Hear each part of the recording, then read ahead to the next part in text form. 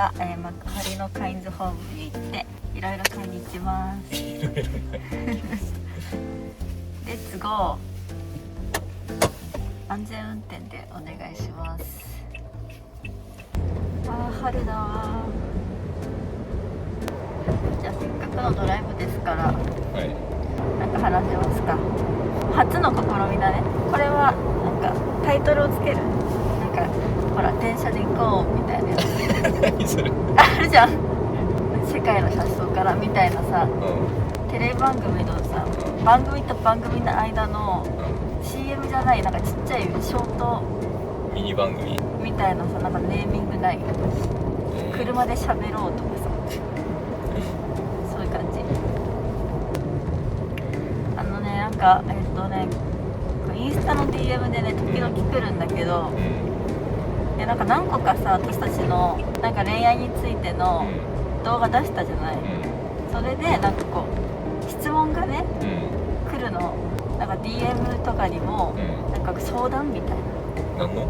遠距離中なんですけどとか、例えばどういう風に結婚まで至りましたかとか、あとは旦那さんはどういう風に思っていたのですかみたいなとか。まあね、まあ、しかもこれから卒業したりして、そうそう、学生の子が遠距離になったり、社会人でもさ、ほら勤務地が変わったりとかで、その DM とかさいただくんだけど、やっぱ一人一人返せないのね、だし、まああなたの気持ちは私は分からないじゃん、彼はどう思ってたんですかとか、どういう風に考えてましたかとかは私は知らないから、そういうのを今後さ、こうやって車でどっか行くときに話していこうと。まあ別に恋愛のことじゃなくても、それの第1回目ですね。だから車で話そう。恋愛編第1回目まあやってみようと思って、実験的にやってみようと思います。でまあ別に今1回目は特に何も質問来てないから勝手に質問コーナーで己からね、出していくから、1回目は、2回目は何かなんかテーマがあれば、テーマのリクエストがあればいただきたいところであるんですけど、まあどんな感じで喋るか分かったら質問しやすいやろうし、まず私たちのことをよく知らない人の方が圧倒的に多いと思うのよ。去年本を出版して、その本の一部で、馴れ初めについて書いたことはあるんだけど、その本を読んだことがある人はそんなにね多くないと思うから、私たちがの馴れ初め1回動画にしたけど、詳しくなるほどね、詳しくその時のことを話してみようと思います。話した方が詳しいから。まず私たちの出会いは1年前じゃない？そうだね。22歳、同い年か。22歳ぐらいの時に、出会って、その出会いは特に友達の紹介とかではなく、私が、彼に連絡先を渡したんですよ。そうね。そう。いただいちゃいましたね。いただいちゃいました。なんかその当時はやっぱほら私が22で21歳でしょ、私はもう専門学校卒から、就職してたのでもう社会人だったんですけど、彼はまだ大学生なんだよね、大学生で私がよく通ってた、某カフェの店員さんだったのよ。そうね。で私が初めて彼のこと見た時に、要は一目惚れですよね。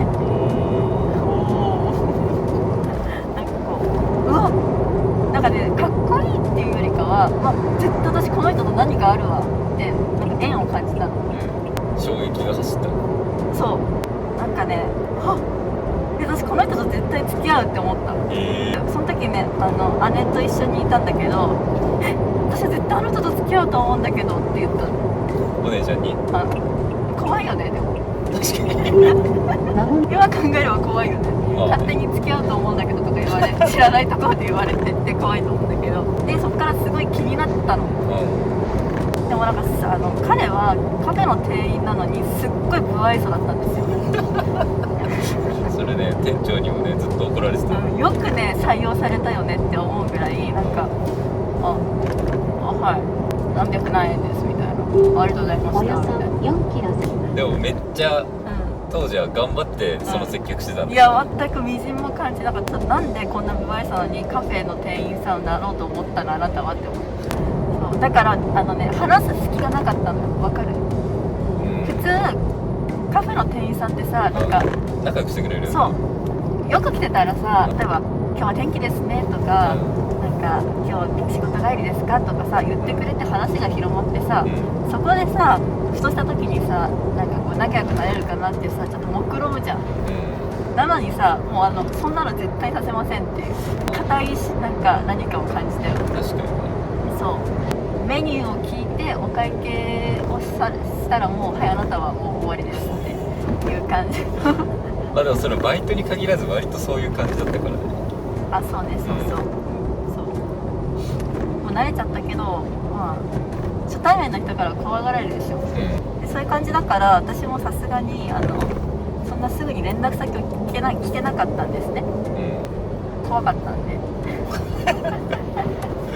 もうかっこいいなって思ってたんだけどずっと連絡先渡せなくてただこう通うだけだったんだけどそしたら突然いなくなっちゃったのカフェからそうね。やめたと思って卒業しちゃったかなんか社会人になっちゃったんだろうなと思ってですごいね後悔したの。あでも確かに春先だった気がする。そう結構落ち込んだの、なんか爪痕残しとけばよかったってすっごい後悔したのね、でもしょうがないじゃん。でも、もういなくなっちゃったからさでもそのねカフェは家の近くにあってさ、結構気持ちいい場所にあったから川沿いの、通ってたの普通に、そしたら急に現れたのまた1年後ぐらいに。そうね10ヶ月ぐらいかな。あそうなんでびっくりして、どういうことって混乱して、帰ってきてすぐ姉に「本当はお兄さんが復活してる」って言ってもうその時姉はもう知ってたから私かっこいいって言ってたの、もう連絡先渡すしかないよってなって、いやそうだよねだってまたいなくなったら困るしねってなって、帰ってきてすぐ渡したの。帰ってきてすぐもらったでしょ。そうやったかな。このいなくなった期間に休学して中国に行ってたんでしょ。そうでそれで帰ってきてすぐに私が連絡先を渡したんですけど、その時もう本当にさどう聞いていいか分かんないから、聞いたら「いや無理です」とか言われそうだったから、もう渡す形式しかも無理なわけ私的には。教えてくださいって言ったらダメですって言ったら終わるから、もう渡しちゃえばこっちのものじゃん、とりあえずもう相手に渡すっていうミッションを優先したわけね。そうだから家にあるねよくわかんない花柄のメモ帳でピラって1枚ピッてやって、こういうメモ帳に「お友達になってください」名前、電話番号、その時メールアドレスを書いたの。確かにメールアドレスだった気がする。そうメールアドレス書いてでいざ私に行こうって思った日が、でその時カフェがなぜか異常に混んでて全然隙がなさすぎていつも以上にねそのカフェにさ3時間ぐらいテラスがあったから人邪魔にならないとこに、普通にちゃんとドリンク頼んでよ、2回ぐらい頼んだからね。1回頼んだの。そうその時姉もいてもらって「いやまだ渡さないの?」って何回も言われて「ちょっと今忙しそうだから」って言って、ずっと2人でドリンク飲みながら待ってたの、なんか休憩行きそうな雰囲気だったのよ急に。ああそうね。そうでその時に「はいまだ行け」って言われて「入ってくれ」って言って行って「すいません」って言って多分覚えてないけどそこまでは「これもらってください」って言ってメモを渡したんだけど、最初なんかみたいな感じでなんかもらってくんなかったのいやもらってよと思ってってなってもらってくんないから私一回「やっぱいいです」って言ってちょっとなんか諦めかけたんだけど、そしたら「じゃあ」とか言って急にナイスするって1回でもらってよって感じなんだけど確かにうざいね。うざいねちょっとなんかそれで渡したの。びっくりしたでしょ。そうね。どう思った？怖かった？どんな感じやったかな。でもねその時タイミングがいいなって思ったのは、忙しすぎてテンパってたからそうね、テンパってる状態で渡したからよく何が何だか分かんないままもらったじゃん、当時多分ドリンク作っててスチームミルク作るのにうんずっと牛乳を炊いてたわけよ。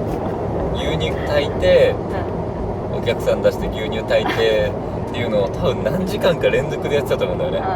でようやく休憩来てあーみたいなきっつーってなってそのドリンク作る場所からお客さん側の方に一旦出て事務所みたいなところで休憩するよねってで多分その事務所に入る一歩手前ぐらいでなんか声かけられてでもこっちはもう頭フラフラないなんかもうどうでもいいからもらったでしょ。あとなんていうの多分当時カフェで俺何年働いたかな2年ぐらい多分トータルいたと思うんだけど連絡先もらったことないわけよ。いやないでしょ。そうまあ多分それは普段の俺の接客態度そうでしょもあるしまあ単純にそういう機会はなかったわけよね。いやあげれないわ。私すごい勇者だと思うよ。あんなだからなんかツンとした人に渡して逆に言うと、なんかもらえると思ってないからそうだよね。びっくりでしょ。混乱でしょ。そうなんかね同じバイトの男の人はね結構ねなんかもらってないそう対照的な人がいたんや。そうでそこのカフェ男の人多くって彼とあと何人かいて その中の一人がすごい愛想が良くて本当に「こんにちは」とか言ってくれるタイプの人は確かに渡しやすいですね。その場でパッて渡せそう。なんかいっぱいもらっててと思ってもらえる気がしなかったからだってあれ渡せたらすごい怖さだからそれでよりびっくりしちゃったっていう。でどう思った？それで渡した後に翌日ぐらい連絡返ってきた。びっくりした。帰ってくると思わなかったから。でもなんで連絡返そうと思った？嬉しかったよ。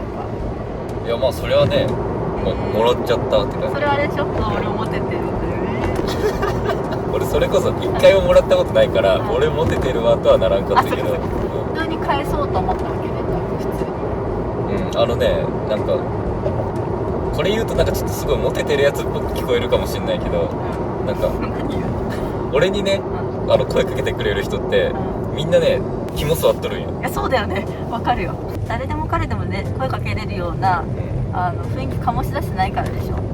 自分のその中に入ってこようとする人って貴重なわけでしょ。そうだから普通に嬉しい。別になんか人が嫌いなわけじゃないんだけどなんかあんまりたくさんの人と関われないから多分自分がねタイプ的にだからまあ無意識的に閉じちゃってるところはあるとは思うけどだからなんか逆に来てくれる人がいるんだったらその網をかいくぐってねそうね。すごい頑丈な網だからね。こんな感じで入ったよ。でもまさかね連絡先帰ってくると思わなかったよね。びっくり。でもこうやって渡したから今があるんだけどね。確かにね。すごくない？でよくね私のその YouTube とか本とかを読んでまあその気になってる人がいるんですけどなかなか踏み出せませんっていうメッセージが来るの。同じようなそう、いわゆる片思いかもしれないみたいな。カフェの店員さんとかよ。その学生でクラス一緒だったら関わりがあるじゃん。でも全く関わりのないよく行くどこかの店員さんね。店員さんなのかまあ分かんないけどね踏み出せませんって言われるの。相手に自分の存在を気づかれてない場合とかね。そう多分私みたいにさ全く興味持たれてないとかでもこっちは気になっててつながりたいんですけどどうしたらいいですかみたいな。いるやろうね。勇気が出ませんって言われるの。確かに私も渡すまで2年かかった。このミクさんですら私結構行動力すっごいんだけどいやもうちょっと優しいなんか入れそう。もうちょっとなんかこの間口が広がったら1年半ぐらいでいけてたと思うんだけどそれでも1年でもそれでもね例えば自分が思ってる以上に相手はそう思ってないじゃん。そうだよね。そう私は怖いなとか迷惑かなとか例えば、言葉はあれだけどキモいなって思われるんじゃないかとか、思われることもあるかもしれない。知らない人から何か連絡先もらうって怖いからそうね。だからそういう風に思われて距離を取られてしまったりとかする可能性もあるかもしれないんだけど、勇気がね、出ませんって言われて、いつもいやもう行くしかないよとかしか言えないんだけど、勇気出ないからさ、どうしようかなって思うのは分かるんだけど、時間をね大事にしないと。でも私はその1年後帰ってきたからよかったけど、帰ってこなかったらもう何も発展したらしないで終わったの。そうだね。そうなんです。だからまあ結構よくそのメッセージ来るんだけど、勇気が出ないですって。まあ分かるんだけど、でも本当に縁を感じるなら行った方がいいと思う、私はね。絶対に。なんかね、どうなるかは分からない、やってみないと。今はさアプリの時代だから、そう新しい出会い方について私はよく分かんないんだけど、でも別にアプリだけが出会いの場じゃないから、街中とかでいいなって思う人がいたら積極的に声かけてみるのが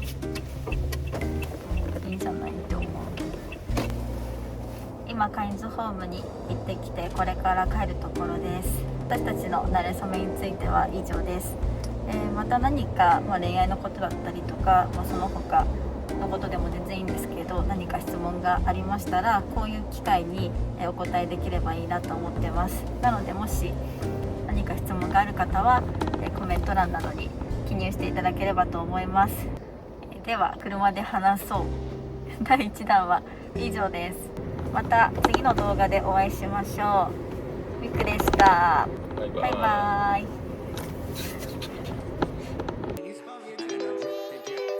I got no drip in my pocket. Must have forgot it, or maybe I already lost it. Don't got enough to go cop it. I'm about to take off like a rocket. Houston, we might have a problem, but that don't mean money will solve them. No, that don't mean money will solve them. Woke up dreaming of the commas, and I got $100 in my wallet. I've been trying to make it, do it for my mama. I ain't with the faking, never with the drama. She said that I'd make it, now I gotta honor that. Replace a Honda with the fucking Model X. Replace my exes with a couple models. She act out of pocket now.